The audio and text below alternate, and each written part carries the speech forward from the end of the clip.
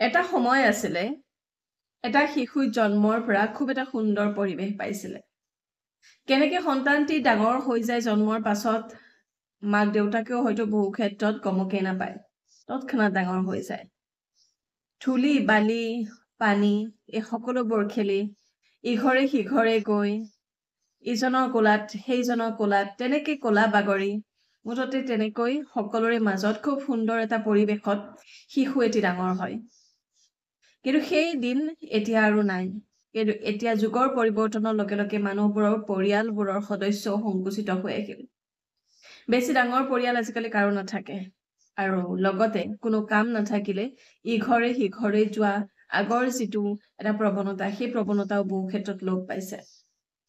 এনেকুৱা আধুনিকতাৰ পিছত আৰু যান্ত্ৰিকতাৰ ফলত আচলতে আমাৰ শিশুবোৰৰ মানসিক স্বাস্থ্যৰ আচলতে কিমানখিনি বিকাশ হৈছে বা কিমান বিকাশ হ'ব লাগিছিল কিন্তু সিমানখিনি হোৱা নাই সেইটো এটা বহুত ডাঙৰ প্ৰশ্ন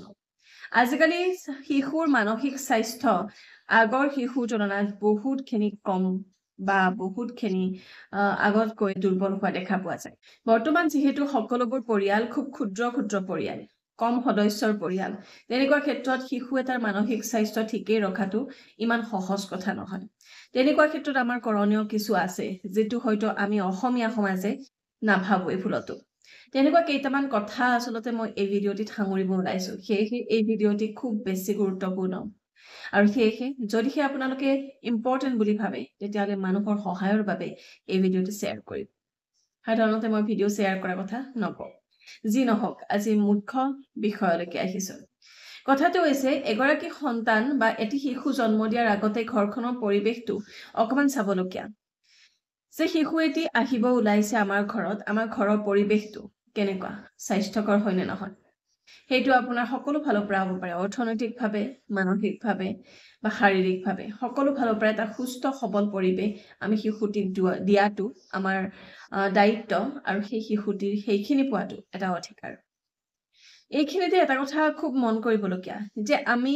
শিশুটিক জন্ম দিবলগীয়া মাতৃগৰাকীৰো কিছু খেয়াল বা কিছু যত্ন লোৱাটো উচিত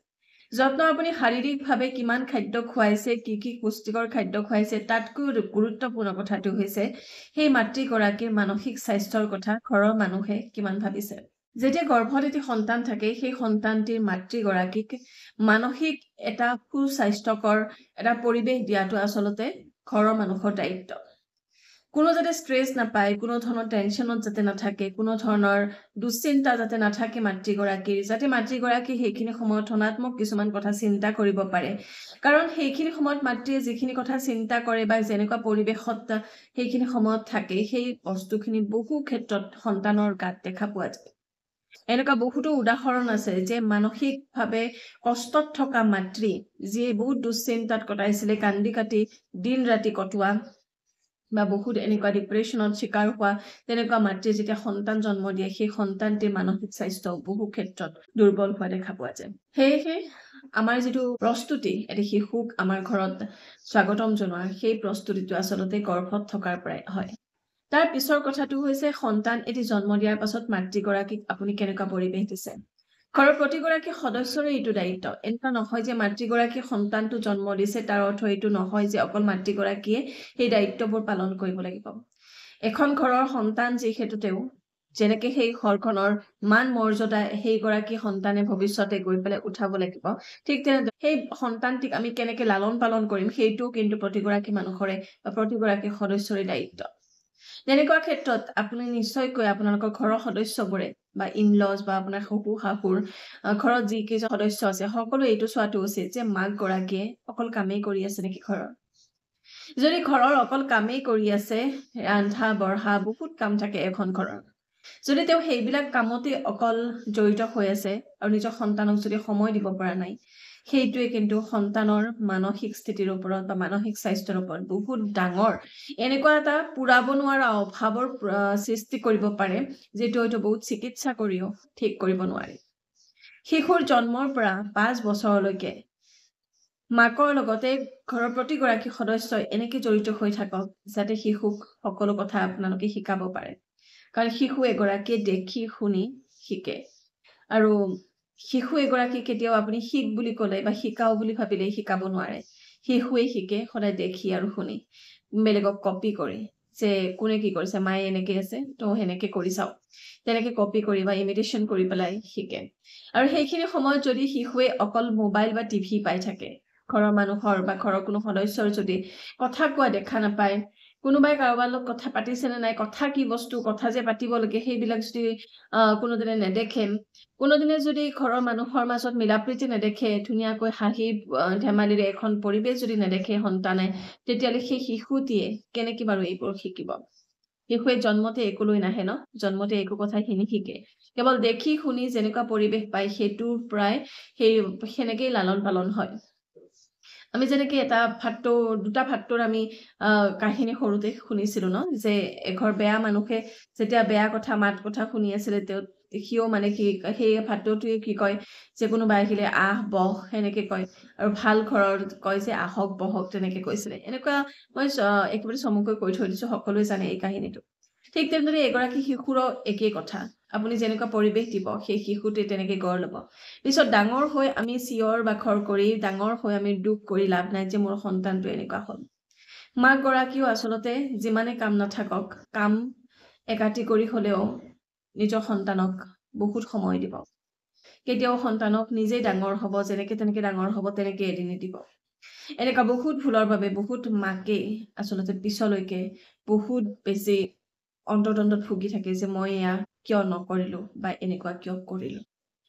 আচলতে বহু ক্ষেত্ৰত আমাৰ অসমীয়া সমাজত বহু এনেকুৱা ঘৰ থাকে, যিখন ঘৰত বোৱাৰী বা মাতৃগৰাকীৰ সেই কথাটো নাভাবে যে সন্তানৰ লগত তেওঁ কিমান সময় দিছে বা দিবৰ সময় পাইছে নে নাই, সেইখিনি যে অকমান সময় সন্তানৰ লগতো কটাওক, মাক আৰু সন্তানৰ যিটো এটা বণ্ডিং, সেই বণ্ডিংটো অকমান বেছি গাঢ় হওক, তাৰ বাবে যে তেওঁকো অকমান সময় লাগে, ঘৰৰ কামৰ পৰা আজৰি কৰি যে তেওঁকো অকমান দিব লাগে, সেইখিনি কথা আমাৰ ঘৰৰ বাকী সদস্যসকলে বহু ক্ষেত্ৰত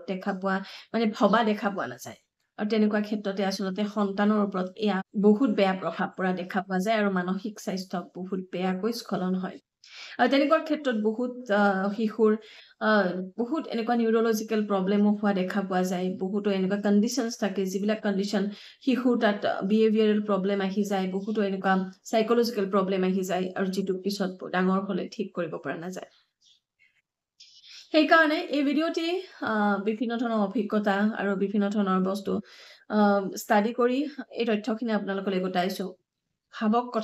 কথাবোৰ ভাবিলে আপোনালোকে নিজেও গম পাব, সাংঘাতিক মই কিবা নজনা কথা কোৱা নাই। কিন্তু সন্তান এটি জন্ম দিয়াৰ আগতে ঘৰখনৰ পৰিৱেশটো সন্তুলিত কৰি ৰাখা, বা ঘৰখনৰ পৰিৱেশটো খুব সুন্দৰ এটা স্বাস্থ্যকৰ পৰিস্থিতি কৰি ৰাখাটো বা পৰিৱেশ এটা সৃষ্টি কৰাটো আচলতে দৰকাৰ, নহলে সন্তান জন্ম নিদিয়াটোৱে উচিত। আৰু সন্তান জন্ম দিয়া মাতৃ বা পিতৃগৰাকীৰে যে অকল দায়িত্ব সেয়া নহয়। যদি এখন ঘৰত আছে,